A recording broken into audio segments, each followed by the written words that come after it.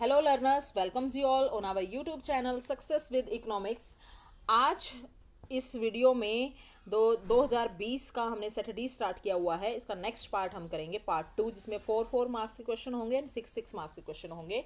तो फर्स्ट है हमारा आज का जो हमारे सेशन का फर्स्ट क्वेश्चन है, वैसे 9th है नंबर, ये शॉर्ट आंसर टाइप क्वेश्चन है, ये 4 मार्क्स का क्वेश्चन है।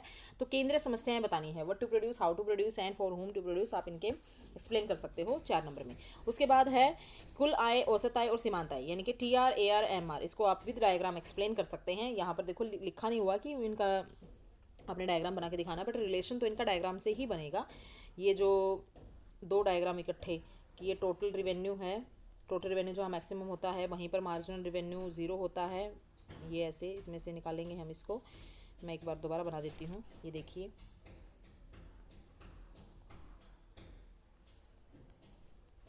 ये एक्स एक्सिस पे हमने यहाँ पर आउटपुट लेना है, यहाँ पर हमने रिवेन्यू लेना है। ये टोटल रिवेन्यू है, टोटल रिवेन्यू जहाँ मैक्सिमम होगा वहीं पर मार्जिनल रिवेन्यू, ये एवरेज रिवेन्यू, ये मार्जिनल रिवेन्यू हमारा यहाँ पर 0 हो जाएगा। AR और MR दोनों गिरती हुई होती हैं, लेकिन MR हमारा पॉजिटिव भी, 0 भी है, नेगेटिव, तीनों ही फॉर्म में हो सकती है। बट AR एक ही कंडीशन में 0 होती है, जब टोटल रिवेन्यू 0 हो जाती है। तो ये इनका रिलेशन हमने बता देना है। फॉर्मूले हम बता देंगे। जो मार्जिनल रिवेन्यू है TRN माइनस TRN माइनस 1, और एवरेज रिवेन्यू हमारी क्या होती है TR अपॉन क्यू। ठीक है, ये रिलेशन इनका हो जाएगा। 4 नंबर में आपने इनके मीनिंग बता के डायग्राम बना के उसको एक्सप्लेन कर देना है। उसके बाद है पैमाने के घटते प्रतिफल, 11th क्वेश्चन है, घटते प्रतिफल नियम की, यानी कि returns to scale with diagram बनाना है। रिटर्न्स टू स्केल में घटते प्रतिफल का बताया है। मैंने आपको बताया था कि यहाँ पर हमने ऑल वेरिएबल जो फैक्टर, ऑल फैक्टर लेने हैं, क्योंकि लॉन्ग रन में स्केल की बात लॉन्ग रन में होती है और वहाँ पर सारे फैक्टर ही वेरिएबल होते हैं, सब में हम चेंज करके आउटपुट को कम या ज़्यादा कर सकते हैं। अब यहाँ पर घटता प्रतिफल है, तो जितने हमने साधन लगाए उत्पादन में उससे कम वृद्धि हुई। अगर मैं कहूँ 5, 10, 15, 5, 10, 15, 15 साधन लगाए, ये देखो 5 लगाए 5 ही हुआ, बट जब 15 साधन लगाए तो 15 ना तो 15 हुआ। अगर 15 हो जाता प्रोडक्शन तो ये क्या हो जाता, कांस्टेंट रिटर्न्स टू स्केल। अगर इससे ज़्यादा हो जाता तो increasing returns to scale. But जब हमने 15 फैक्टर लगाए और उत्पादन हमारा 15 से भी कम हुआ, 13 पे ही रह गया, इसका मतलब घटते प्रतिफल डायग्राम बनाकर उसको एक्सप्लेन कर देना है आपने। उसके बाद पूर्ण प्रतियोगिता किसे कहते हैं, इसकी 4 विशेषताएं आपने बतानी है। बहुत ज़्यादा इजी क्वेश्चन है, बहुत बार क्लियर कर चुके हैं हम। परफेक्ट कॉम्पिटिशन, जहाँ पर there are so many buyers and so many sellers, homogeneous product होता है, कोई ट्रांसपोर्टेशन कॉस्ट नहीं होती, परफेक्ट नॉलेज है, परफेक्ट मोबिलिटी है, ये सब इसकी 4 विशेषताएं हमने बता के एक्सप्लेन कर देनी है, क्योंकि ये देखो एक्सप्लेन इन्होंने बोल रखा है 4 नंबर में है।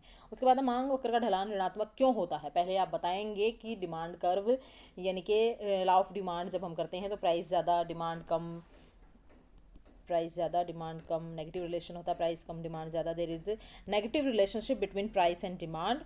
एंड डिमांड कर्व हमारा डाउनवर्ड होता है, घटती सीमांत उपयोगिता का नियम होता है, सब्स्टिट्यूशन इफेक्ट होता है, इनकम इफेक्ट होता है। ये इफेक्ट बिल्कुल दे रखे हैं, आप 4 नंबर में इनको एक्सप्लेन कर देंगे। उसके बाद है एक देश की घरेलू सीमा की धारणा बतानी है। डोमेस्टिक टेरिटरी में हम क्या क्या उसमें करते हैं। बिल्कुल नेशनल इनकम वाला चैप्टर जब आपका स्टार्ट होता है तो बिल्कुल फर्स्ट पेज पे ही ये डोमेस्टिक टेरिटरी यानी कि घरेलू सीमा का बिल्कुल डिटेल में आपको दे रखा है। 4 नंबर में आपने बताना है, 4 पॉइंट लिख के एक्सप्लेन कर देना है। उसके बाद है केंद्रीय बैंक और व्यापारिक बैंकों में अंतर बताने हैं। केंद्रीय बैंक, और ये क्वेश्चन भी हमारा पहले आ चुका है, केंद्रीय बैंक और व्यापारिक बैंक। अगर आपने सारी वीडियो पहले वाली देखी हैं तो आपको ये क्वेश्चन करने में कोई दिक्कत ही नहीं आएगी, क्योंकि central bank and commercial bank में एक ही, मतलब 4 बताने हैं, वैसे अंतर बहुत सारे हैं। मेनली जो एक डिफरेंस है वो क्या है कि केंद्रीय बैंक का जनता के साथ कोई रिलेशन, सीधा रिलेशन नहीं होता, प्रत्यक्ष संबंध नहीं होता, बल्कि व्यापारिक बैंकों का होता है। केंद्रीय बैंक जनता के कल्याण के लिए काम करता है, बल्कि व्यापारिक बैंक अपना प्रॉफिट कमाने के लिए काम करते हैं। तो इस तरीके से आपने 4 बीच में ऐसे लाइन लगा के आपने 4 इसके वो बता देने हैं अंतर, डिफरेंस। उसके बाद है व्यापार शेष और भुगतान शेष। ये भी क्वेश्चन हमारा पहले आ चुका है, जिसमें हमने बताना balance of trade and balance of payment. Balance of trade में ओनली गुड्स का ट्रेड होता है, बैलेंस ऑफ पेमेंट में गुड्स एंड सर्विसेज दोनों का होता है। बैलेंस ऑफ पेमेंट एक वाइड कंसेप्ट है, बैलेंस ऑफ ट्रेड एक नैरो कंसेप्ट है। बैलेंस ऑफ पेमेंट हमेशा ही बैलेंस में होता है, but balance of trade balance और इम्बैलेंस दोनों हो सकता है। बैलेंस ऑफ पेमेंट अगर डिसइक्विलिब्रियम में आ भी जाए तो उसको बैलेंस ऑफ ट्रेड से ठीक नहीं किया जा सकता है, because balance of trade is a part of balance of payment, और बैलेंस ऑफ ट्रेड में अगर डिसइक्विलिब्रियम हो जाए तो उसको बैलेंस ऑफ पेमेंट से ठीक कर सकते हैं। इस तरीके से आपने 4 डिफरेंसेस के बता देने हैं।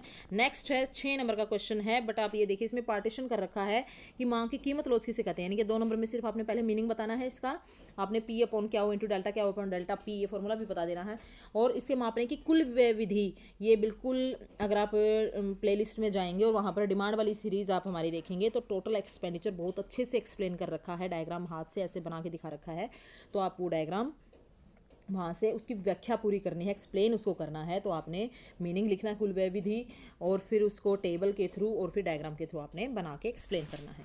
6 नंबर का क्वेश्चन है। उसके बाद है पूर्ति से क्या अभिप्राय है, अगर आप अथवा में कोई क्वेश्चन करना चाहते हैं, या पूर्ति के विस्तार या संकुचन, ये क्वेश्चन भी आ चुके हैं, क्योंकि जो लॉन्ग क्वेश्चन है ना ये बहुत बार डिस्कस हो चुके हैं पहले भी। पूर्ति से अभिप्राय सप्लाई आपने मीनिंग बताना है, और फिर विस्तार और संकुचन दोनों की ही व्याख्या आपने करनी है रेखा चित्र और टेबल के साथ।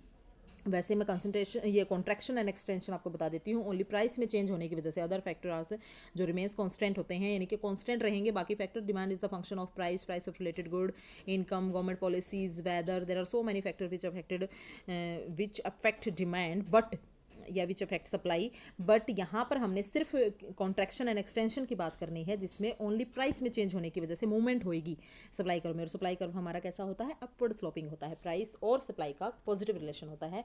आप इसको एक्सप्लेन कर देंगे विद डायग्राम एंड टेबल बनाकर। नेक्स्ट है 18 नंबर क्वेश्चन है, explain quantitative method for controlling credit. Quantitative बताने हैं, क्वालिटेटिव नहीं बताने, तो यहाँ पर आपने क्या करना है, वैसे तो 2 तरह के होते हैं, आप बता देंगे कि quantitative and qualitative. Inflation deflation को ठीक करने के लिए, मनी सप्लाई को कम ज़्यादा करने के लिए गवर्नमेंट जो है या फिर सेंट्रल बैंक है, इन 2 तरीकों को अपनाता है, मॉनेटरी पॉलिसी में होते हैं ये टूल्स होते हैं क्वांटिटेटिव एंड क्वालिटेटिव, बट यहाँ पर ओनली सिर्फ हमें क्वांटिटेटिव एक्सप्लेन करने हैं, जिसमें हमने bank rate, CRR, SLR, reverse repo rate and open market operation, ये वाले 6 पॉइंट आपने एक्सप्लेन कर देने हैं, 6 नंबर में है। ठीक है, उसके बाद है डबल काउंटिंग। अभी देखो शॉर्ट क्वेश्चन में मैंने क्या था, किस तरीके से इसे बचा जा सकता है, ये क्वेश्चन पहले ही डिस्कस हो चुका है पहले वाले सेट में।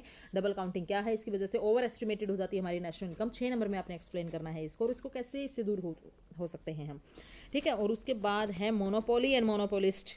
पहले दोनों के मीनिंग बताएंगे, कहीं सीधा बीच में लाइन लगाकर इसके डिफरेंस करने लग जाओ। 6 नंबर में आपने ऐसे बीच में लाइन लगाकर डिफरेंस ऐसे नहीं लिखना, वो 4 नंबर तक ही आपने रखना है। 6 नंबर में अगर ऐसे क्वेश्चन आ जाता है ना, तुलना करना या डिफरेंस करना, तो आप पहले इन दोनों के मीनिंग बताएंगे, meaning monopoly and meaning monopolistic competition, और फिर इन दोनों के पॉइंट बनाकर आपने दोनों के बारे में लिखना है कि मोनोपोली में क्या होता है और मोनोपोलिस्टिक में क्या होता है।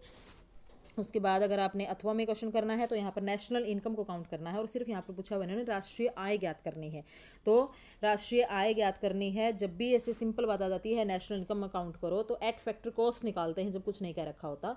तो हमने एट फैक्टर कॉस्ट निकालते टाइम पता है कि जो इनडायरेक्ट टैक्स है हम उसको क्या कर देते हैं, माइनस कर देते हैं, और यहाँ पर नेट अगर हम निकाल रहे हैं तो डेप्रिसिएशन को भी माइनस कर देंगे। आप इसका 292 करोड़ वो आएगा, करोड़ में आंसर आएगा।